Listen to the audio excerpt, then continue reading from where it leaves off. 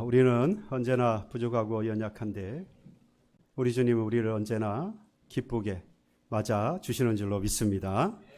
우리는 그 소망과 그 기쁨을 가지고 살아가야 하겠습니다. 세상에 무슨 소망이 있겠어요?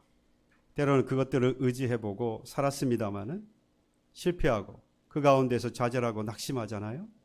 그런데 주님은 언제나 기쁘게 맞아주십니다.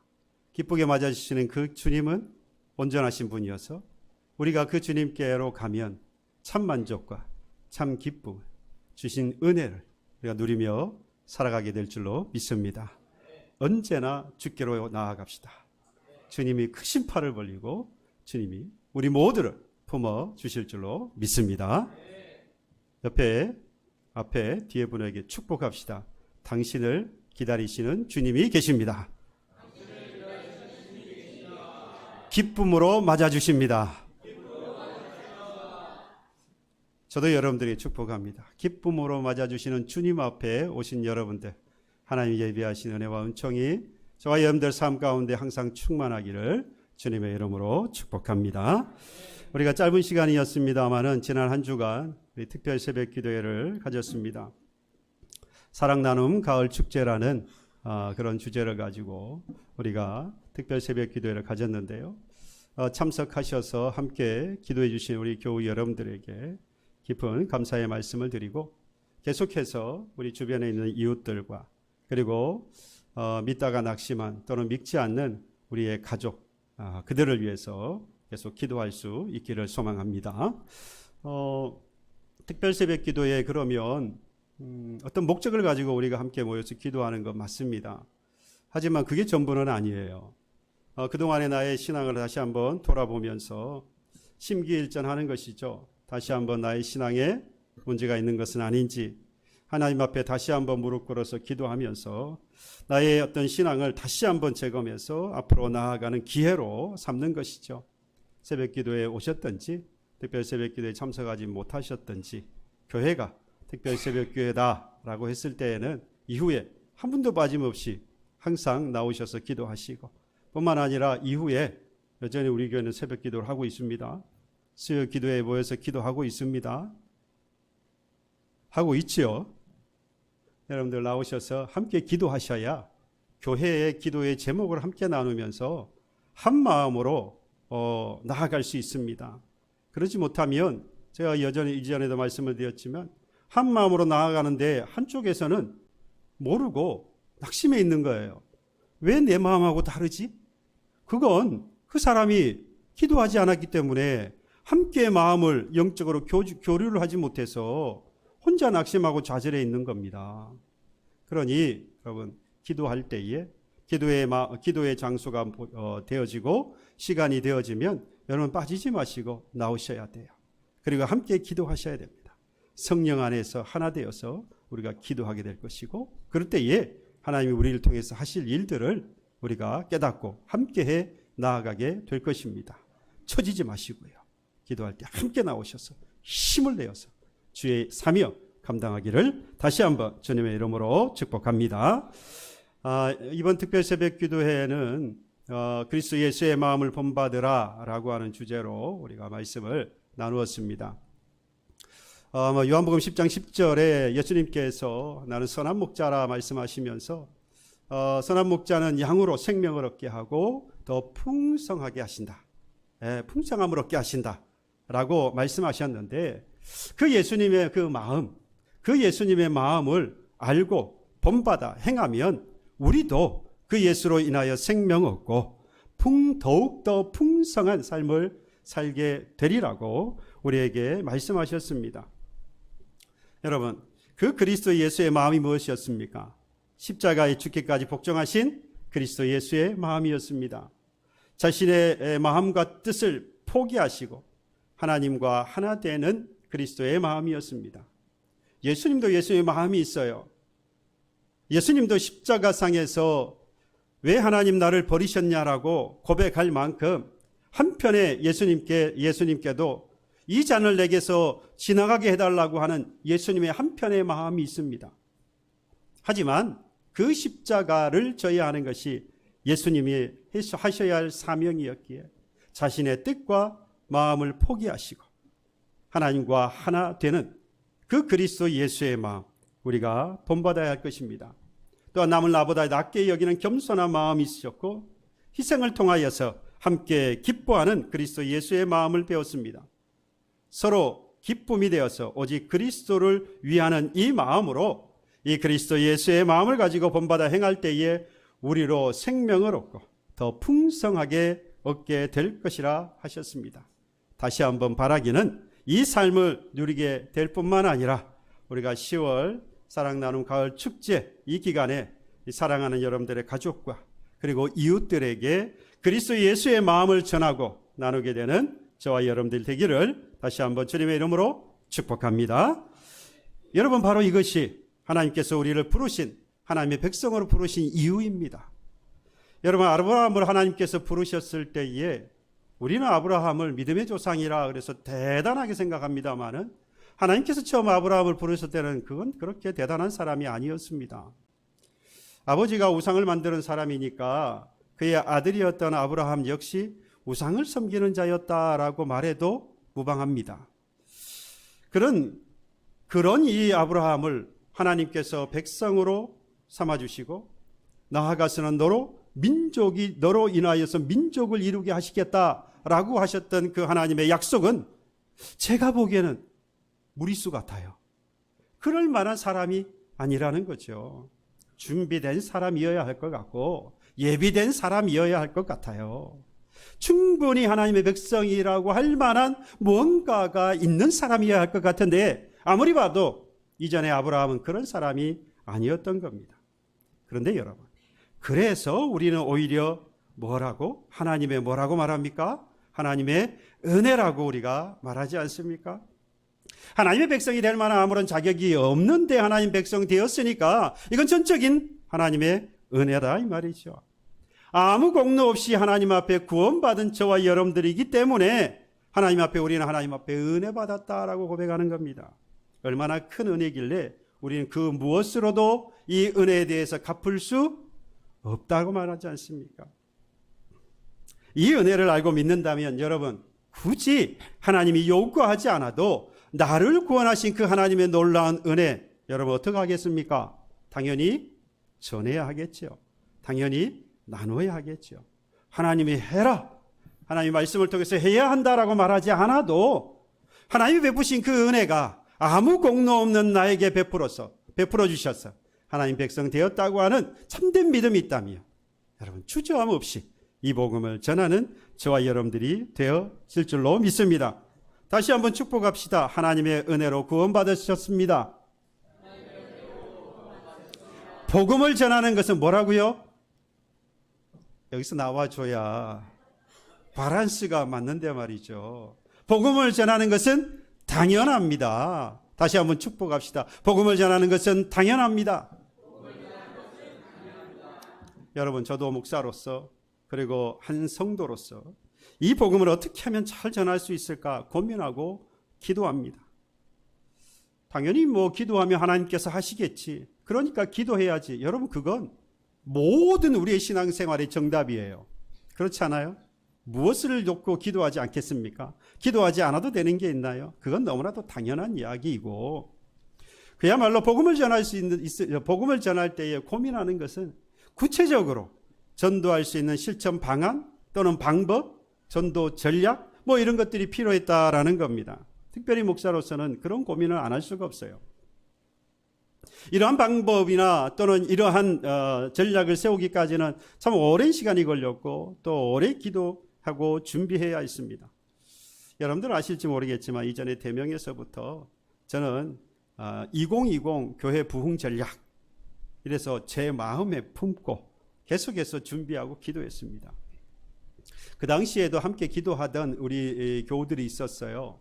그래서 그 교우들에게는 제가 전도 전략에 대해서 함께 나누면서 함께 기도하도록 그렇게 했습니다. 그리고 함께 기도하기도 했고요. 기도의 시간이나 또는 이 교제의 시간을 빌려서 제가 또 말씀을 드리기도 했고, 근데 이 내용을 가지고 작년 당회 때, 연말 당회 때 제가 공식적으로 당회에 이 상황을 전달을 했습니다. 내놓았어요.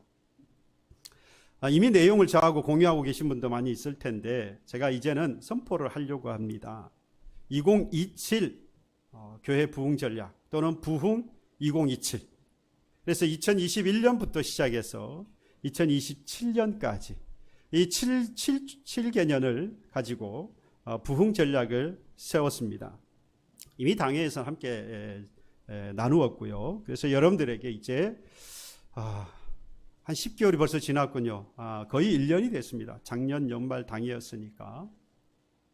2021년에 이웃 초청 잔치를 시작으로 해서 지금은 이제 사랑 나눔 가을 축제 우리가 이렇게 이야기합니다만은 당시에 이웃 사랑 초청 잔치를 시작으로 해서 2022년이 넘어오고, 그리고 2023년 올해 우리가 기도했던 깊은 샘 어린이집. 깊은 샘 어린이집은 오전 10시부터 해서 오후 2시까지. 그리고 2024년 이제 24년이 되면 초등부 미션 프리스쿨이 세워지는 겁니다. 그러니까 7세반 미션 프리스쿨을 먼저 설립을 해요. 그래서 오전 10시부터 오후 6시까지. 그리고 2025년이 되어지면 초등부 미션 프리스쿨을 설립을 합니다. 그래서 오후 이들은 3시부터 해서 6시까지. 이때가 이제 5주년이 될 때입니다. 우리가 이제 5주년이 되어서 창립 5주년 국내 또는 국외 같은 경우는 단기 선교 이렇게 해서 선교 투어를 할 계획입니다. 그리고 2026년이 되면 단독 선교사 파송을 위해서 먼저 선교지 탐방을 합니다. 그리고 2027년이 되어지면 단독 선교사 파송을 할 계획을 가지고 있습니다. 근데 제가 여러분들 이렇게 7년의 계획을 말씀을 드리면서 처음에 타이틀을 뭐라고 붙였습니까? 부흥 2027 또는 교회 부흥 전략 2027 이렇게 이야기했잖아요. 포커스를 어디에 두고 있습니까? 부흥에 두고 있죠. 그렇게 말씀하시면 잘못 들으셨어요. 부흥 맞습니다.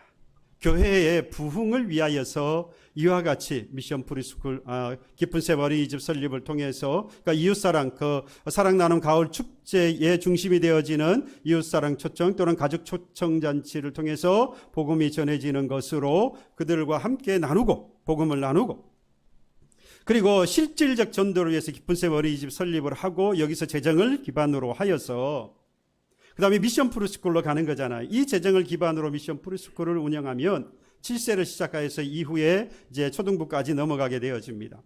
여기까지 이르면 실질적 우리 교회의 부흥을 이루어가는 거예요. 근데 문제는 그 다음입니다. 여러분, 교회가 부흥해야 할 이유가 어디에 있느냐로 우리는 생각해야 됩니다. 대부분의 교회들은, 대부분의 교인들은 무슨 생각을 하느냐? 우리 교회가 부흥하고 성장해야 한다. 그래서 많은 사람들이 전도받고 복음을 듣고 교인으로 성도로 교회가 부흥해 가야 한다.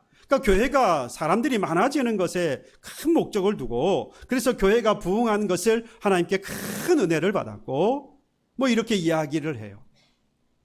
여러분, 여기가 끝이 아니에요. 교회의 부흥은 여기가 끝이면 그 교회도 끝입니다. 여러분, 마지막 2027년에 뭐가 있었습니까? 단독 선교사 파송입니다. 여러분, 2027 부흥 전략에, 교회 부흥 전략에 있어서 마지막 우리가 가야 할 것은 바로 단독 선교사 파송에 있습니다. 이 체계를 세우고 진행하는 목적, 그리고 교회 부흥의 목적은 우리 반드시 선교에 두어야 되고, 그 핵심에는 단독 선교사 파송이라는 겁니다. 지금도 우리가 우리의 형편에 따라서 선교사님들을 후원하고 있고, 또 농어촌 교회를 우리가 섬기고 있기는 합니다만은, 이 후원과 단독 선교사 파송은 조금 차원이 달라요. 이후에 또 말씀을 드리겠습니다만은, 2027년 단독 선교사 파송을 목표를 세우고 저는 개인적으로 계속해서 오랫동안 기도해 왔습니다. 지금 여러분들에게 이 비전을 공유하기 위해서 선포를 합니다만은, 이전까지 기도하면서 또 많은 교우들과 함께 기도하면서, 특별히 수요 기도회라든지 새벽 기도에 나오시는 분들은 저하고 이미 이 내용들을 공유하면서 함께 기도해 오고 있지 않았습니까? 여러분, 그때는 기쁜 세월이 지금 미션 스쿨에 제가 말씀을 드렸는데, 사실은 여기가 끝이 아닌 거예요. 우리는 빨리 이 일을 이루고 한 발 더 나아가서 바로 이 선교, 복음을 전하는 것인데, 선교에 이르기까지 여러분 이 일을 감당하려고 합니다. 하나님께서 길을 열어주셨어요. 제가 지난 노예 선교부에서 주관했던 선교 대회에 참여를 하고, 제가 총무여서 또 진행도 하고 준비를 했는데, 그리고 마치고 난 다음에 몇몇 교회들이 모여서 선교사 파송을 하자라는 이야기가 나왔습니다. 생각지도 않았어요. 기대하지도 않았어요. 그저 하나님 앞에 앞으로 7년이 되어지면 단독 선교사를 파송해야 하겠습니다라고 하는 비전을 가지고 계속해서 꿈꾸며 기도해 왔는데, 아니 자체적으로 단독 선교사를 파송할 만하지 않은 그런 규모를 가지고 있는 교회들, 사실 우리 교회가 한 선교사를 파송해서 단독적으로 파송해서 섬기려고 하면 재정적으로 그렇게 쉽지 않습니다. 보통 일반적으로 한 150만 원에서 200만 원 사이, 동남아 선교사로 파송하려면 이 쉬운 일이 아니죠. 그래서 이 마음은 원하지만, 그리고 비전을 갖고 있지만 하기 힘든 규모를 가지고 있는 교회들 몇몇이 모여서 우리 선교사를 파송합시다 라는 이야기가 나오는 거예요. 제 머리와 제 마음에 그동안 기도했던 것으로 인해서 제 마음이 확 타오르고 머리는 번쩍하는 겁니다. 아, 하나님이 응답하시는구나. 2027년을 계획을 쓰고 단독 선교사를 계획을 두고 했는데, 2024년에 올해부터 시작해서 이제 2024년이면 선교사를 파송할 수 있게 된 겁니다. 그런데 왜 하나님께서 단독이 아니고 몇몇 교회를 함께 이 일을 하게 하실까? 기왕이면 속히 부흥이 일어나서 속히 단독 선교사를 파송할 수 있으면 너무 좋겠는데 왜 그러셨을까? 저는 깨달았어요. 아직 제가 어리석어서 그렇습니다. 무슨 말이냐? 단독 선교사를 파송하는 데 있어서는 행정적인 절차를 비롯해서 선교사와의 관계, 선교지에 대한 이해도, 그 선교사에 대한 이해, 그리고 선교사와 함께할 때의 선교의 방향과 이것들의 방법과 그리고 범위까지 어디까지 해야 되는지. 여러분, 그냥 파송만 했다고 해서 되는 게 아니에요. 재정적 후원만 했다고 되는 게 아니에요. 이전에 준비해야 될 상황들, 그리고 진행하는 과정 가운데에서 부딪히게 될 여러 가지들이 있는 거죠. 그런데 그것을 우리가 단독으로 파송해 놓고 만약에 우리가 그걸 일체 처음 경험하면서 감당해야 한다고 한다면 그 부담감이 우리에게 얼마나 큽니까? 우리도 처음 가보는 길이잖아요. 얼마나 힘듭니까?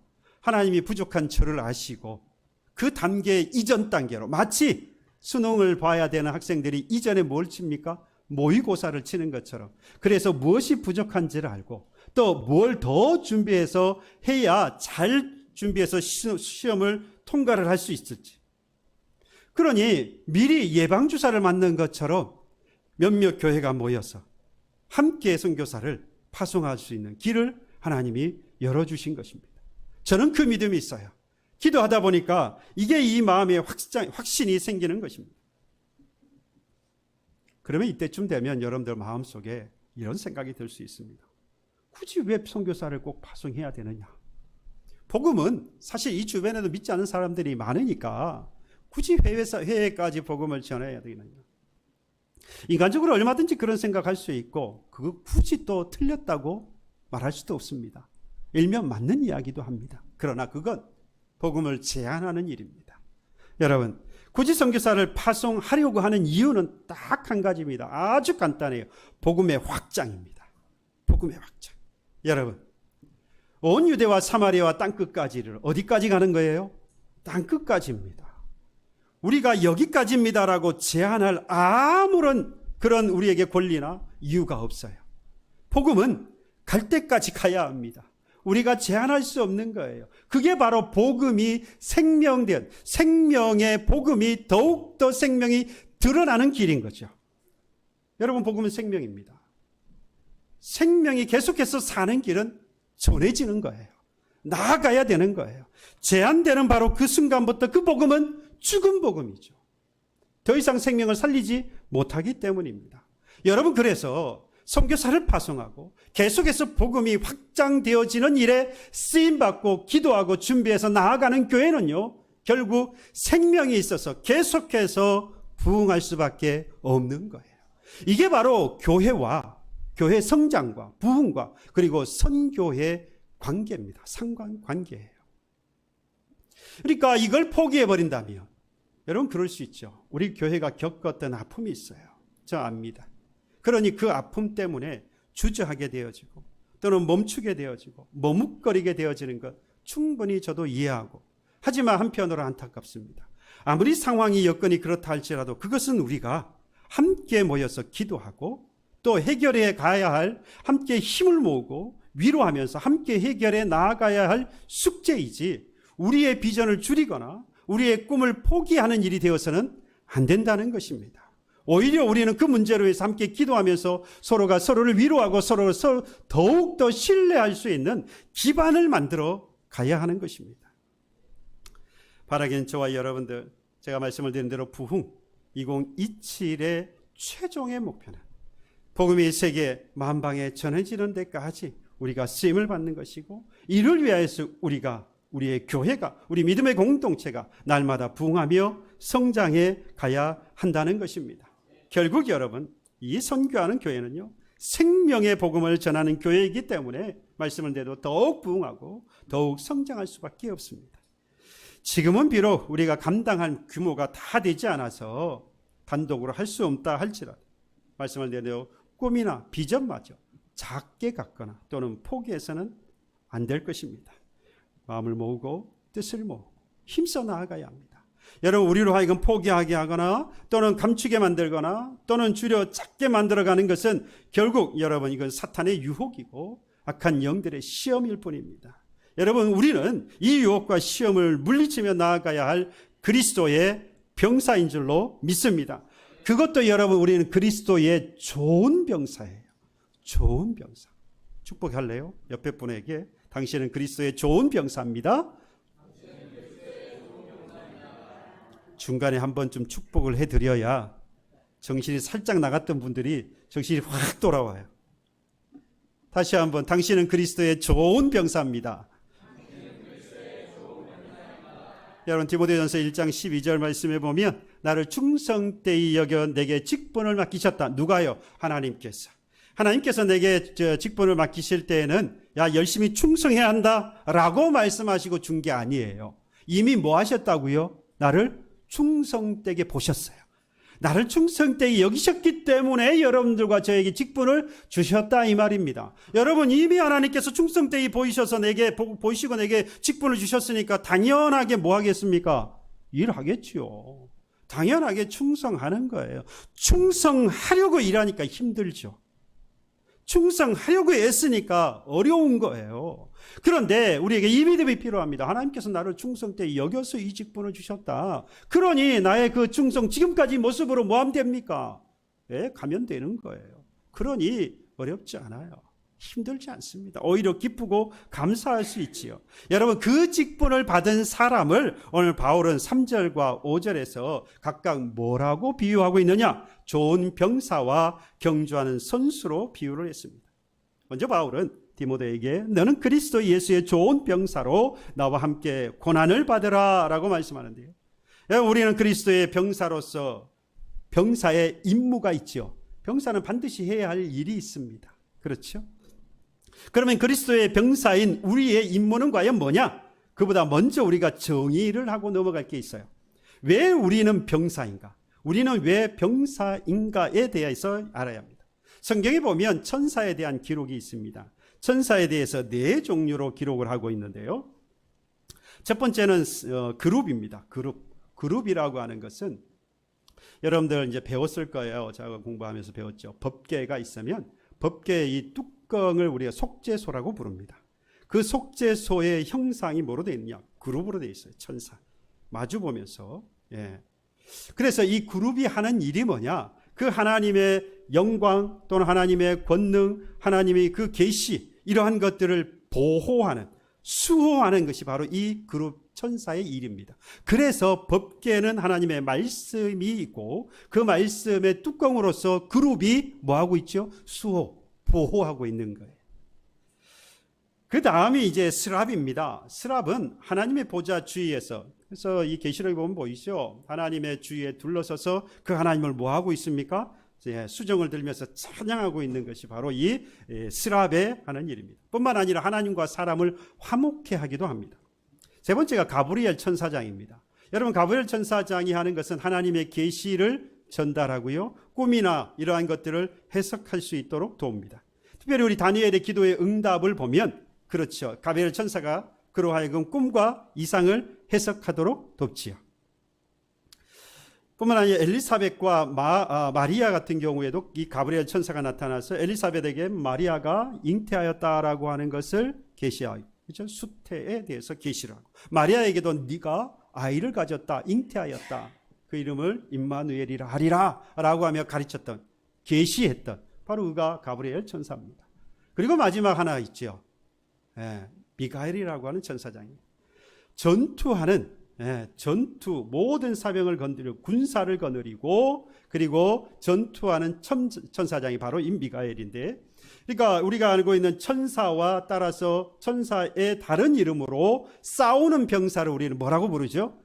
천군이라고 그랬죠. 천군, 하늘의 군사. 여러분, 바로 이 천사를 보면 히브리서 1장 14절에 보면 이 천사의 하는 일을 이렇게 히브리서 기자는 정의를 내렸어요. 모든 천사들은 섬기는 영으로서 구원받을 상속자들을 위하여 섬기라고 보내심이 아니냐. 그러니까 천사들은 뭐 하는 겁니까? 구원받은 상속자들, 구원받은 우리들, 바로 우리들을 뭐 하라고요? 섬기라고 보낸 자들이다라는 겁니다. 때로는 하나님 말씀을 전달하기도 하고요, 성도를 보호하고 위로하기도 하고요, 또 어려운 길을 갈 때에 선한 길로 인도하는 그러한 일들을 이 천사들이 합니다. 그 가운데 말씀을 이 천사장 미가엘과 그를 따랐던 이 천군들, 여러분, 이 천군, 이 미가엘 천사장과 이 천군은 사탄의 병사들, 사탄과 그리고 사탄의 병사들과 싸우게 되어지는데, 계시록 12장에 보면 하늘에서 전쟁이 일어나는 것을 봅니다. 그러니까 하늘의 천사 천군과 그리고 사탄의 군사인 사탄의 군사들과 병사들과 전쟁이 벌어졌는데, 이 사탄의 병사들이 져서 땅으로 내려오게 되어집니다. 여러분, 땅으로 내려오면서부터 뭐가 시작했냐? 이 땅에 환란이 시작된 거예요. 그래서 무서운 지상에 이 환란이 들어지고 주의 교회가 핍박을 받게 되어집니다. 그러니까 그리스도인인 우리를 지금 뭐라고 부른 거냐? 병사라고 불렀잖아요. 그러니까 하늘로부터 쫓겨 내려온 이 사탄의 군사들과 우리는 뭐합니까? 이제 이 세상에서 싸우는 병사가 된 거예요. 그래서 우리를 뭐라고 부르는 겁니까? 병사라 부르는 겁니다. 누구와 싸우라고요? 사탄과 싸우라. 그와 따르는 사탄의 군사들과 사탄의 병사들과 우리는 싸워야 하는 사람이 되었기 때문에 그리스도인인 우리를 병사라 부르고 있는 것입니다. 그러면 이런 질문을 해요. 사탄하고 어떻게 싸웁니까? 아니, 보이지 않는 사탄하고 도대체 우리가 어떻게 싸운단 말입니까? 그래서 기도해야죠. 뭐 이 정도로 끝나는데, 여러분들 설명을 좀 드릴게요. 잘 들으셨다가 누가 이야기하거들랑 잘 좀 전해주세요. 그런데 잘 들으셔야지 어중간하게 들어가지고 어중간하게 말해가지고 어중간하게 저한테 와서 어중간하게 곤란스럽게 만드시는 경우가 있어요. 영적인 싸움이니까 사탄과 싸운다. 그리스도의 병사로서 영적 싸움을 한다라고 할 때에 그 영적 싸움이라고 하는 것은 하나님께서 병사로서 내게 주신 일이 있잖아요. 임무가 있죠. 그 임무를 감당하려고 하는데 그걸 못하게 하는 게 있어요. 그러니까 여러분들이 하나님께 받은 임무가 있어요. 근데 내가 그걸 하려고 해요. 근데 무언가가 그걸 못하게 해요. 그게요, 질병일 수도 있고요. 그게 자식일 수도 있고요. 그게 돈일 수도 있고, 그게 명예일 수도 있고요. 그게 내 사업일 수도 있고, 그게 내 어떤 일일 수도 있고, 내 어떤 지식이나 내가 쌓아왔던 경험일 수도 있어요. 그 어떤 모든 것들이 있어요. 만약에 그것들이 내가 하나님의 병사로서 받은 임무가 있는데 그걸 가로막는다라고 하면 그것을 뭐 해야 합니까? 제거해야 되는 거예요. 이게 바로 영적 싸움이라는 겁니다. 여러분, 마태복음 16장에 보면 예수님께서 베드로에게 사탄아 내 뒤로 물러가라 라고 하신 사건이 나옵니다. 왜 그랬느냐? 이 예수님께서 예루살렘과, 그래 마태복음 16장 21절에 하고 예루살렘과 장로들에게 내가 고난을 당하고 죽고 그리고 제 3일 만에 다시 살아나야 하리라 라고 하는 이야기를 하니까 베드로가 울컥해가지고 안 됩니다. 주님 그러할 수 없습니다. 막는 거예요. 그때에 이 예수께서 하신 말씀이 바로 그 말입니다. 네가 뭐를요? 내가 할 일을 막는다라고 말씀합니다. 이렇게 정확하게 표현하셨습니다. 베드로가 예수를 붙들고 항변하여 이르되 주여 그리 마옵소서 이 일이 결코 주께 미치지 아니하리이다. 예수께서 돌이켜 베드로에게 이르시되 사탄아 내 뒤로 물러가라. 너는 나를 넘어지게 하는 자다. 네가 하나님의 일을 생각하지 아니하고 도리어 사람의 일을 생각하는도다. 여러분, 베드로가 인간적으로 보면 스승인데 이 예수님이 죽는다라고 말씀하시니까 사랑하는 제자의 입장에서 그건 안 됩니다라고 말하는 건 얼마나 진실된 마음입니까? 얼마나 사랑스러운 마음입니까? 인간적으로 생각해 본다면 이 베드로를 충분히 소개하고, 야, 베드로가 이런 마음이 있는 사람이야. 이렇게 진실한 사람이야. 충분히 그럴 만도 하죠. 아주 귀하게 볼 만도 합니다.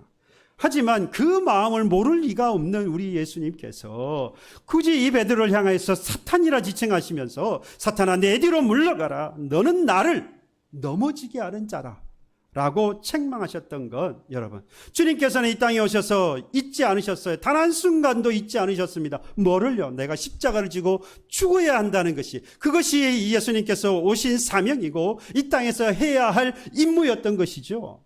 그런데 지금 이 베드로가 뭐 하고 있습니까?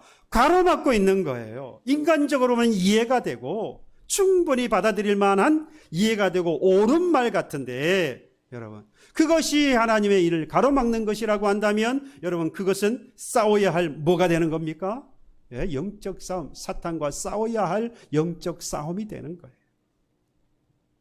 여러분들에게 무엇이 가로막고 있습니까? 그리스도의 군사로서 병사로서 하나님께서 우리에게 주신 것들이 있는데 그 일을 하려고 하는 것에 가로막고 있는 게 뭡니까? 우리는 그것과 대항해서 싸워야 하는 거예요.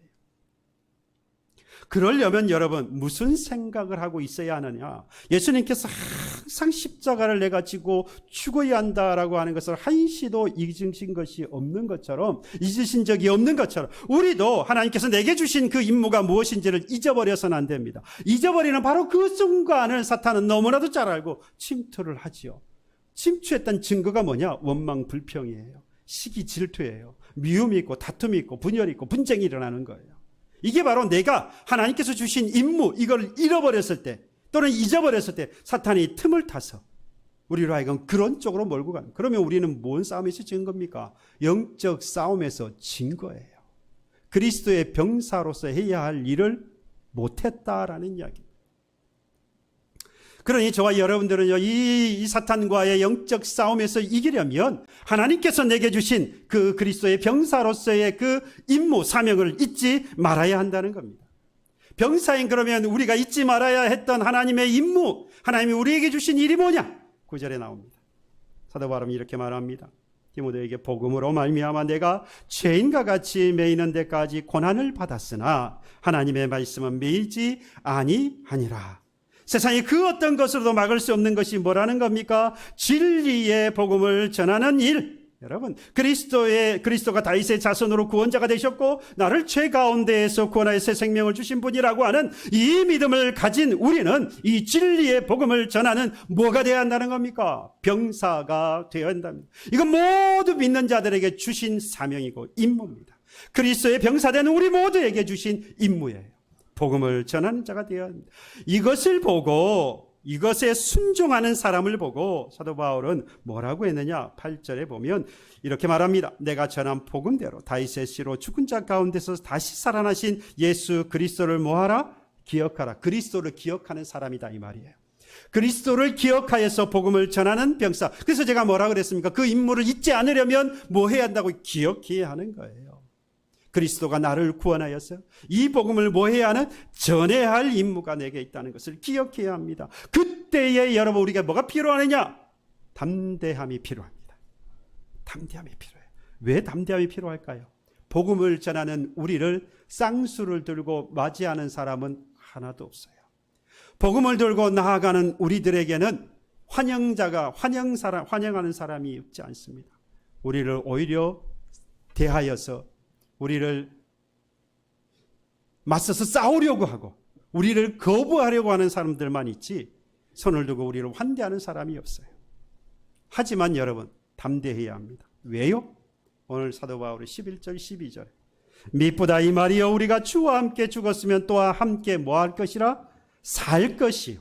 참으면 또한 함께 뭐 할 것이요? 왕 노릇할 것이요. 우리가 주를 부인하면 주도 우리를 뭐 할 것이요? 부인할 것이라. 여러분 우리가 진리의 복음을 위하여서 진리의 복음을 전하면서 진리의 복음을 위하여서 죽으면 뭐 할 것입니까? 주와 함께 영원히 살 줄로 믿습니다. 그러니 담대할 수 있지요. 우리가 주의 진리의 복음을 위해서 참으면 영원한 하나님의 나라에서 왕 노릇할 것이니 여러분 우리는 복음을 전하다 당하는 어려움과 환난을 얼마든지 우리는 견디며 담대하게 나아갈 수 있는 것입니다. 이 믿음이 저와 여러분들의 있기를 축복합니다. 복음을 위해서 죽어 주와 함께 영원히 살 소망을 여러분들이 갖기를 소망합니다. 하나님의 나라에서 왕노릇할 것이라고 하는 믿음의 소망을 가지고 확신을 가지고 주의 복음을 위해서 달려가는 저와 여러분들에게를 간절히 소망합니다. 여기서 말하는 왕노릇한다라고 하는 말은요, 천년 왕국 있잖아요. 천년 왕국에서의 상급이 바로 이 왕노릇입니다. 그러면 이 천년 왕국에 참여하는 자가 누구냐? 바로 첫째 부활에 참여하는 자라고 했는데요. 이 첫째 부활에 참여하는 자가 누구냐? 바로 이 땅에서 순교한 사람들이에요. 순교자들이에요. 이 순교자들이 첫째 부활에 참여하고 이 첫째 부활에 참여한 사람들이 천년 왕국에서 뭐 한다고요? 왕노릇하게 되어지는 거예요. 계시록 20장 4절에서 그래서 말씀합니다. 그리스도로 더불어 천년 동안 왕노릇하리라. 이 첫 번째 부활에 참여하게 된 자들 바로 이 순교자들, 그러니까 그리스도인이 주를 위하여서 참는 인내의 극치, 그리스도를 위해서 죽는 자리까지 가는 것이 바로 순교자이고, 바로 그것이 주를 위해 참고 복음을 위해서 참고 끝까지 간 사람의 모습이라고 할 수 있습니다. 그러니까 복음을 전하는 것은요, 또 다른 면에서 본다면 단순하게 복음을 전한다 이게 아니에요. 뭐 하는 거죠? 순교를 의미하는 겁니다. 복음을 전하는 병사는 반드시 뭘 각오하는 겁니까? 죽음을 각오하는 거예요. 순교자가 될 것을 각오하는 것입니다. 사도행전 1절 8절 우리가 아는 것처럼 오직 성령이 너희에게 임하시면 너희가 권능을 받고 예루살렘과 온 유대와 사마리아 땅끝까지 이르러 뭐가 될 것이래요? 증인 된대요. 주님의 증인이 돼요. 이때 증인이 마르티스라고 하는 단어입니다. 순교자예요. 순교자. 그러니까 증인이 되는 것, 복음을 전하는 것은요, 그냥 전도지 주는 게 아니에요. 예수 믿으라고 말 한마디 하는 것, 그것도 귀한데 그게 전부가 아니에요. 그의 심령 속에, 그의 마음 속에 천군으로서, 그리스도의 군사로서, 병사로서 악한 사탄의 병사들과 뭐 하면서? 싸우면서 복음을 전하며 뭘 결단하고요? 생명을 걸 것을, 그러니까 죽음을 결단하고 순교자가 될 것을 결단하고 나아가는 것입니다. 만약에 그렇지 않고 주의 진리의 복음을 외면해버리면 주님도 나를 뭐 할 거라고 말씀했습니까? 부인할 거라고 하잖아요. 그러니 여러분, 우리는 예수 그리스도를 기억하고 주의 진리를 복음을 전하는 데 있어서 담대하게 나아가야 합니다. 주님이 십자가의 부끄러움과 고통을 참으신 일을 생각할 때 우리가 당하는 그 고난, 여러분, 우리는 얼마든지 인내하며 이겨낼 수 있습니다. 로마서 8장에 말씀하지 않았습니까? 현재의 우리의 고난은 장차 우리에게 나타날 영광과 좋게 비교할 수 없다. 지금 내가 환난과 역경을 당한다. 심지어 그것이 복음을 전하면서 당하는 환난과 역경이다. 사탄과 영적 싸움을 해야 되는 힘든 과정이다. 그러나 그것을 우리가 이겨낼 수 있는 것은 우리에게 소망이 있는 거예요. 하나님의 나라에 이르렀을 때 받게 되어지는 그 영광과 비교했을 때에 아무것도 아니다 이 말이에요. 우리에게 그 소망이 있으면 우리는 언제든지 담대하게 나아갈 수 있는 겁니다. 우리에게 그 소망이 없으니까, 그 비전이, 그 꿈이 없으니까 오늘 내가 복음을 전하는 것에 주저할 수밖에 없는 것이죠. 여러분, 복음 때문에 시련이 있습니까? 복음 때문에 고난이 있습니까? 복음 때문에 환난이 있습니까? 장차 그리스도와 함께 누리게 될 영광을 바라보면서 이 진리의 복음을 담대히 전할 수 있기를 바랍니다. 다시 한번 주를 위해서 죽고자 하는 자는 영원히 살며 왕노릇 할 것입니다만, 주를 부인하는 자는 주도 우리를 부인할 것입니다. 그래, 주기철 목사님처럼 일사가고 죽으면 죽으리라고 하는 그 마음, 그 믿음을 가지고 주의 진리의 복음을 담대히 전하는 그리스도의 선한 병사가 되기를 주님의 이름으로 축복합니다. 이 병사는요, 여러분, 걱정할 게 없어요. 4절에 보세요. 병사로 복무하는 자는 자기 생활에 얽매이는 자가 하나도 없다. 여러분, 군인 생활이 병사가 되어지면 나라가 책임지잖아요.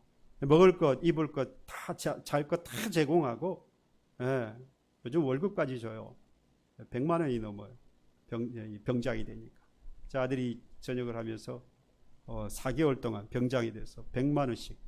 와, 네가 나보다 낫다. 걱정할 게 없어요. 여러분, 그리스도의 병사이면 누가 책임지신다는 겁니까? 하나님이 책임지시는 거예요. 하나님이 책임지시니까 걱정할 필요가 없는 것 아니겠습니까? 오직 그리스도의 병사는 병사로 모집한 자만 뭐 하면 됩니까? 기쁘시게 하면 되는 거예요. 그래서 4절에 말씀하죠. 이는 병사로 모집한 자를 기쁘게 하려 함이라. 주님이 원하시는 것은 내가 너를 그리스도의 병사로 불렀으니 영적 싸움을 하고 내가 대신에 너는 뭐 할 거이라? 책임져 줄 거다. 이게 내가 너무 뭐해요? 하나님께서 뭐라고 말합니까? 이게 내가 너무 기쁜 일이야. 나는 이게 너무 좋단다. 복음을 전하라 부르신 하나님의 뜻을 깨닫고 감당하며 하나님은 기뻐하십니다. 에베소서 5장 10절에 주께 기쁘시야 할 것이 무엇인가 시험하여 보라. 이건 템테이션 아니죠. 유혹 아닙니다. 테스트. 그렇게 정말로 하나님이 테스트해 보라는 건 아니에요. 하라는 이야기예요. 약속하고 있는 거죠. 하나님께 기쁘시게 할 게 뭘까? 여러분, 여러 가지 있겠지만 여러분, 우리는 복음을 위해 사는 사람이기 때문에 바로 복음을 전하는 거예요. 이것이 바로 저와 여러분들이 하나님을 기쁘시게 할 것입니다. 그래서 모집한 그 하나님께서, 그리스도의 병사로 모집한 하나님께서 우리 모든 것을 책임져 주실 것입니다. 사랑하는 교우 여러분, 나를 그리스도의 좋은 병사로 또는 경주로 나선 선수로 부르신 그 하나님께 경건함과 그리고 두려운 마음을 가지고 선한 영적 싸움을 생명을 다하는 날까지, 주님이 부르시는 그날까지, 약속하신 우리 주님이 다시 오시는 바로 그날까지 이 생명의 복음을 전하는 그리스도의 선한 병사로, 그리고 이것을 내 안에, 그리고 이 지역 안에 제한하지 아니하고 전 세계에 이 복음이 나아가는 데에 쓰임받기를, 쓰임받는 저와 여러분들, 우리 믿음의 공동체가 되어지기를 주님의 이름으로 축복합니다. 찬양하겠습니다. 찬송가 356장